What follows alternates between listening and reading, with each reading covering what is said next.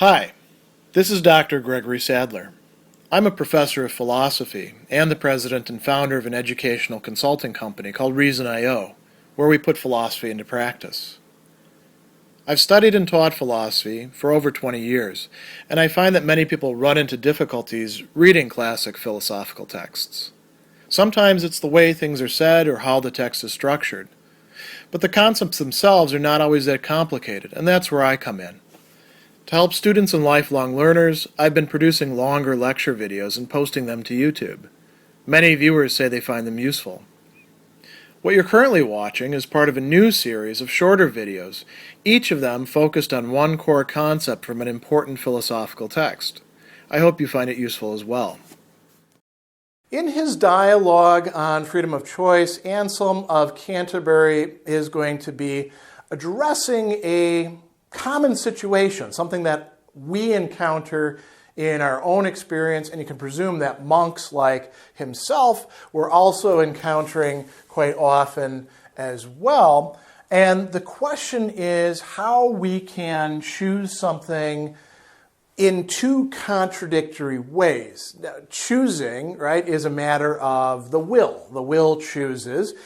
And so how can we choose willingly and yet at the same time unwillingly? Is this really possible for us human beings? I mean, it seems like it happens all the time. We kind of want something, but we also kind of don't want that, but we do choose it.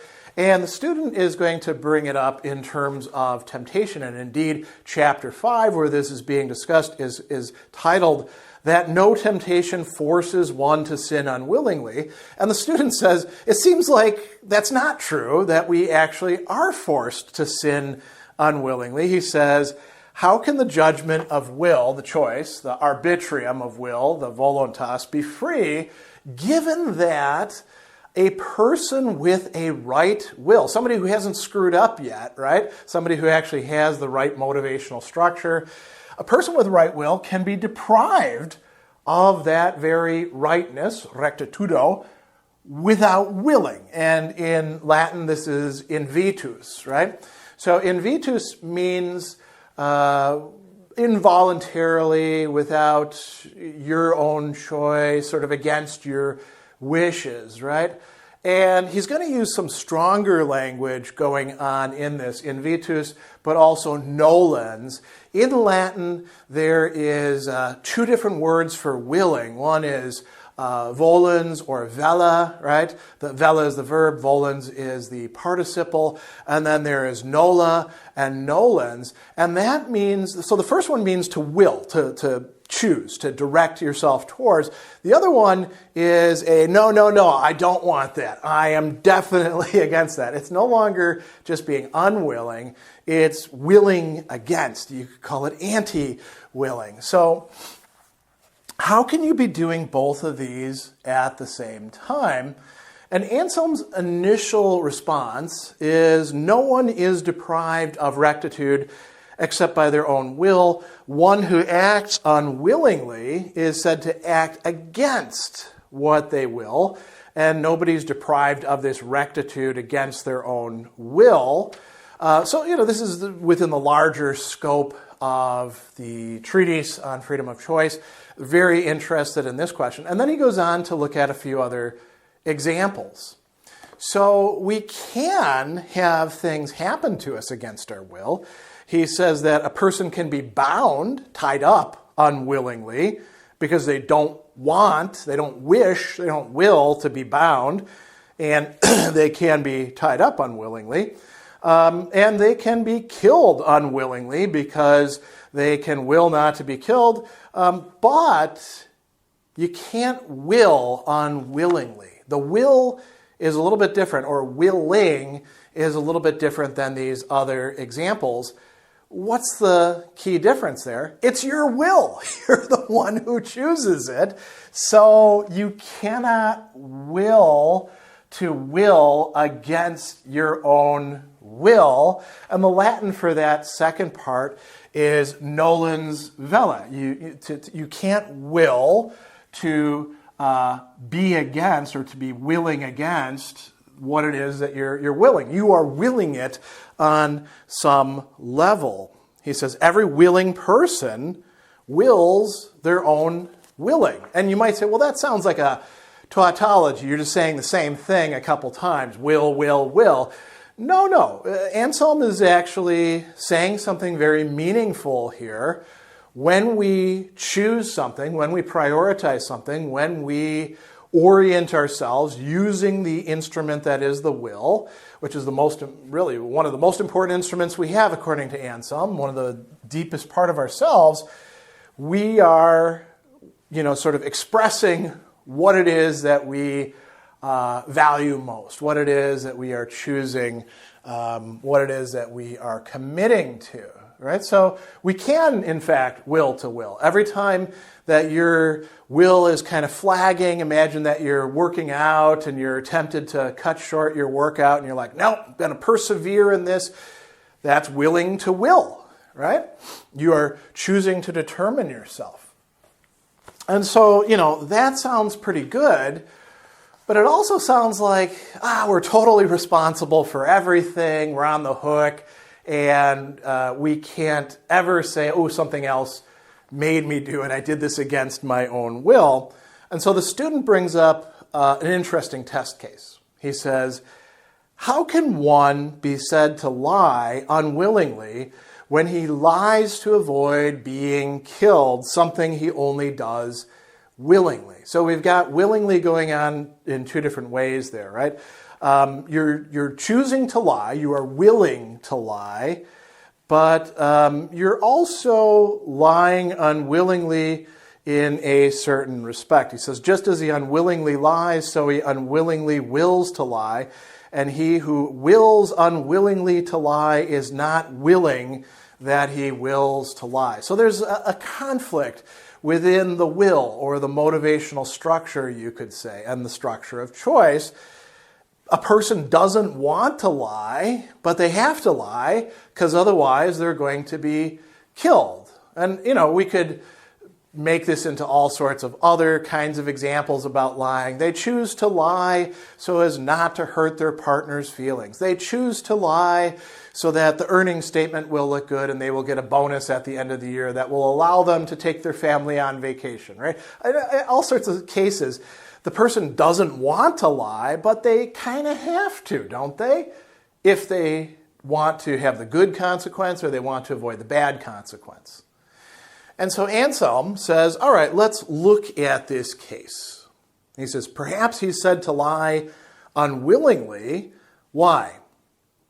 Because he so wills the truth that he will only lie to save his life. So, this is somebody who actually does will the truth. They value the truth, and they only lie to avoid the bad consequence, which they are being, avoidant towards. Somehow it's trumping this will to tell the truth. He says that he wills the lie for the sake of something else, for the sake of life. Life is a value, right? So in this case, truth is being deprioritized, and life is being prioritized as what is more valuable. And then the person lies in order to preserve life. And so in a certain sense, they are willing, but they're also doing this unwillingly as well. So he says he wills the lie for the sake of life, not for the sake of the lie itself, since he wills the opposite of it, the truth. Thus, he lies both willingly and unwillingly. Volens, willing, and unwillingly, nolens, willing against it. Right? He says this is a possible case, and it has to do with this distinction for the sake of propter, right? What is one willing for the sake of? He says to will something for its own sake, like, we will health for its own sake, is different from willing something for the sake of something else. as when we will to drink absinthe. Absinthe at one time was not a recreational drink for late 19th century dandies and romantics and then hipsters in the 20th and 21st century. It was actually a medicinal drink, and it was super, super bitter. People would be like, oh, I can't stand the taste of this. Actually, Anselm uses this example of bitter medicines at a number of places in his works. Why do you drink the bitter medicine? Not because you like bitter medicine. You'd prefer not to drink it. You will it for the sake of something else that you do, in fact, value, health. So he says, perhaps with respect to these two kinds of willing, you could be said to lie both willingly and unwillingly. He's said to lie unwillingly because he does not will the lie in the way that he wills the truth. But that doesn't conflict with my view that no one unwillingly abandons rectitude of will, and he goes into a discussion there that we don't need to necessarily worry about too much in this particular topic, but it is important for the larger treatise, right? So the person lies unwillingly, as he says, because he must either be killed or lie unwillingly. That is, he is not willingly in the anguish of forced choice, right? Somebody holds a gun to your head and says, tell a lie or I'm going to blow your brains out. You didn't create that situation, right? It's not like you typed in on, some sort of website, I would like somebody to come in and make me into a forced choice where I have to either lie or you will kill me. Here's my address. I'll be here around 5 o'clock p.m. No, it's nothing like that, right? The other person is forcing the choice upon you, and that places you in anguish. And he says, because either of these will necessarily come about, it's necessary that he either be killed or lie. It's not necessary that he be killed because he can escape death if he likes, nor is it necessary for him to lie because he could not lie and be killed. Neither of these is necessary. You can choose between them, and that's why it's a forced choice. And you didn't choose that situation. So he says that the person lies unwillingly because they don't will it in the same way that they would normally will this. All things being equal, the person is going to will the truth and also will their life. It's only when these are brought into conflict that there's a forced choice. Then he goes on and he says, there's another way that we could look at this, another reasoning, ratio in Latin, could be called argumentation if you want, as some people do translate it that way. And this is frequently given to show why someone is said to do something unwillingly against their choice, right? So nolens, invitus, and necessarily. They're being forced. They have to do it, right? But they don't want to. They don't will to at the same time.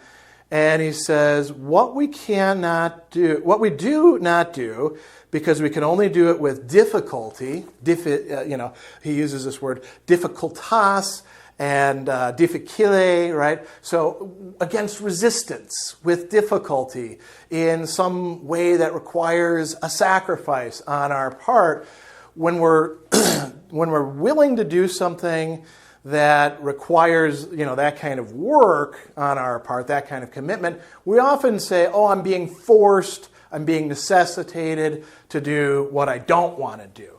So, let's use the example. Somebody holds a gun to your head and says, you're going to tell a lie about, something that would be very damaging to your friend or family member or spouse, or I'm going to kill you right here, right? And you're like, well, I don't want to say this horrible thing that's not true, but I also don't want to die.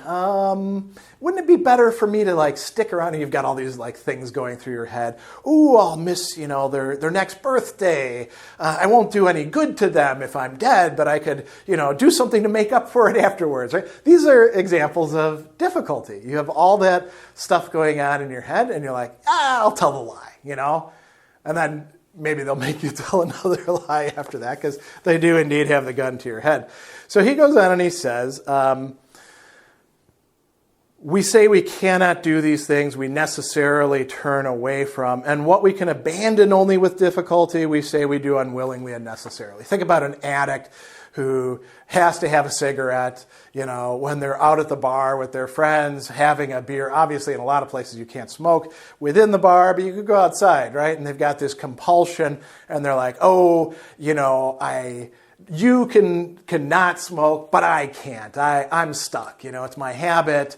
I realize that in some theoretical way I could will to not do this, but today, I've had so much stress, I have to do it, So Anselm says, no, that's conditions of difficulty, and it's tough to persevere, and it's difficult to make the right choice, but you still have the possibility of doing that. He says, in this way, one who lies, lest they be killed, is said to lie against their will, not willingly and of necessity.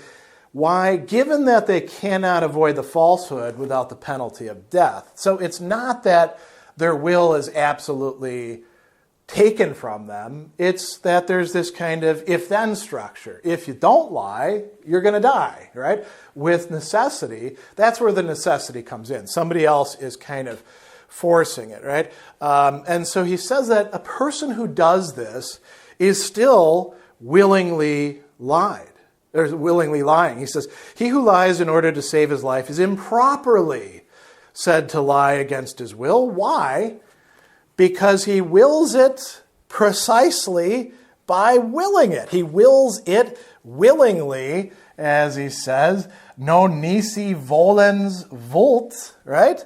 So he wills it not without willing it, right? So on some level, he is also responsible for it.